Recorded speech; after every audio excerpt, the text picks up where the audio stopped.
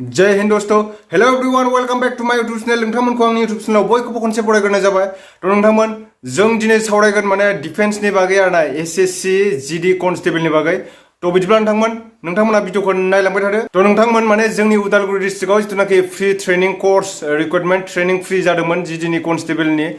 जिथुनाखि जोंना खारनाय हाइ जाम्प लं जाम्प माखासे एग्जामनि बागै माखासे गाइडलाइन्सफोर होदोंमोन बे जोबनानै थांबाय थांनाय जुलाइनि फार्स्ट स्टार्टिंनिफ्राय जोंहा 11 फैगोन मैया गाबोननि 11 सिम जानो गोनांमोन खिन्थु 10 तारिखआवनो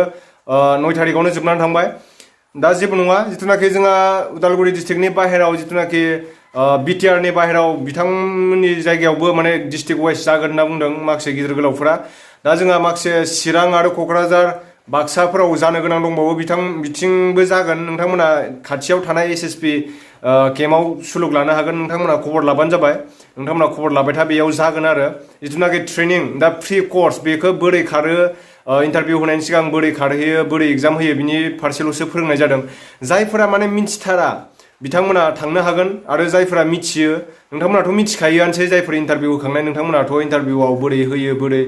खारनांगौ बेफोरखौथ' नोंथांमोना मिथिजोबखायो बांसिनानो मिथिजोबो दा नोंथांमोना थाङाब्लाबो जागोन आरो जायफोर थांनो गोसो नोंथांमोना थांनो हागोन आरो माने बेयाव जास्ट माने ट्रेनिं फोरोंदोंल'सो नालाय बेयाव नोंथांमोना एसे नलेजआ एसे बारायगोन बेयाव थाङोब्ला नोंथांमोना थांनो हागोन दा बेनोसै गोबां आंनियाव कमेन्ट खालामनानै सोंहरगासिनो दं आरोना डिफेन्सआव माखासे मावनाय जब मावनायफ्रा बिथांमोना सोंहरदों माने गोबाङानो बुंदों आरो नोंसोरखौ आङो सेल्युट होनो लुगैयो नोंथांमोना देशनि थाखाय नोंथांमोना दायो खस्थ' खालामगासिनो दङ देशनि थाखायबो खालामदों गावनि उदैनि थाखायबो खालामदों बाट माने माखासेया पजिटिभबो खालामदों कमेन्टखौ माखासेया नेगेटिभबो खालामदों नेगेटिभ कमेन्ट खालामनायानो जाहैबाय ओरैबायदि आरोना बेखौनो आं बुंनो सानो नोंथांमोन जायफ्रा नेगेटिभ कमेन्ट खालामदों नोंथांमोनाथ' जेनेबा जायफ्रा माने एसे माबा मोनसे इउनिटनि बाहेराव बा नोङो नोंसिनि इउनिटनि सिङाव माखासे रुल्स थायो नङा होमबा नोंसिनि डिफेन्सआव माखासे रुल्स थायो बेखौ नोंथांमोना फल' खालामाब्ला नोंथांमोना पानिशमेन्ट होनो गोनां होजायो मिथिबाय गिदिरफोरजों दा पानिशमेन्ट होजायो नोंथांमोना खस्थ' मोनो आरो ट्रेनिंआवबो गोबां खस्थ'खौ आं नुखाजोबनाय आरोना ट्रेनिंआवबो खस्थ'खा नोंथांमोना पानिशमेन्ट होजायोबा खस्थ' मोनो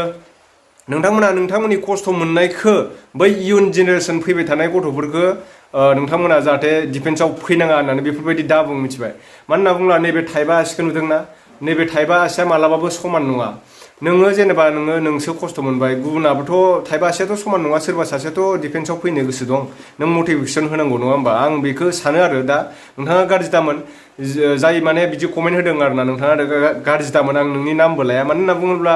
जोंहा MBBS फरायनाय गोबां स्टुडेन्टसफोर दङ मिथिबाय MBBS फरायनाय MBA फरायनाय बिदिनो IIT फरायनाय इन्डियान इन्स्टिटिउट अफ टेक्न'लजि बेफोरबायदि माने IIT आव फरायनाय CIT आव फरायनाय डक्टर इन्जिनियार गोबां फरायनाय दङ नोंथां बेयाव माने जाय खाफाल गोनां लाखियासो मोनो नङा होमब्ला दा माखासेफ्राथ' जोंहा गोरिबनि फिसाफ्राथ' जोङो डिफेन्स मावाब्ला जोंथ' फरायनो हायाना गोबाङानो बांसिनानो आरोना जोंनि बर'खौथ' नायनानै नुहुरखायो नोंथांमोना दा बिसोरखौ जोङो बुंनांगौसो माने नोंथांमोना आइडियासो होनांगौ डिफेन्सआव माबायदि फैनांगौ बा जबनि फारसे जोङो मा प्रिपेयार खालामनांगौ बेखौ फोरोंबा मोजां जायो आरोना आं खिन्थु आगोलाव बेफोरबायदि फोरोंनाय आं गियान मोनाखैमोन दा आं माने आंनि जेसेबांनाखि आं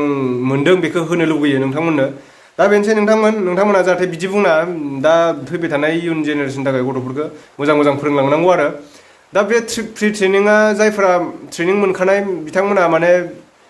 जेबो बुंना आरो मानो होनना बुङोब्ला किसुमान जोंहा बहुत रोङै अनेक दंखायो जोंनि बर'फोराव बेफोरबायदि बुंनानै सोरखौबा दुखु मोननाय मानाय बेफोरखौ आं मोजां मोना मानो होनना बुङोब्ला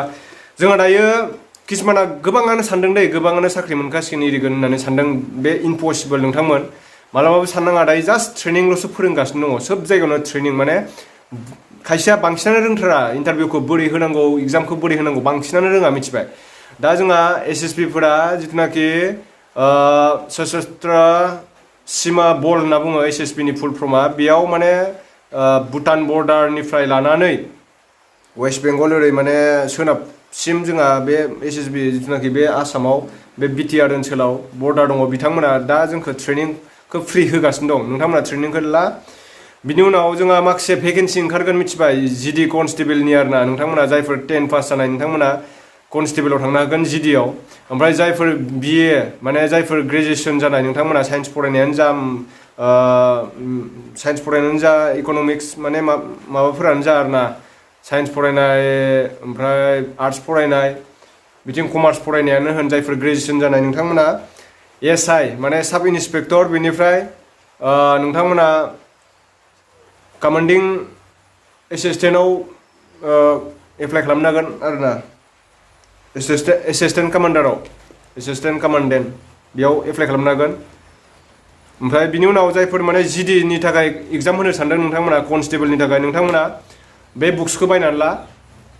बे बुक्सखौ उल्थासो जाबाय नामा जिखुनु बे जिके आरोना जिकेखौ फरायबाय था जोङो रानिंखौबो नांगौ खारनायखौबो नांगौ जोंनो बे एग्जामनि थाखाय बेखौबो फरायबानो जाबाय बे 2022 सिम सोलिगोन मिथिबाय बे 2022 सिम 21 निफ्राय 22 सिम बे एरियाननि बुक्सआ मोजां मिथिबायना आंबो सिगाङाव फरायखांबाय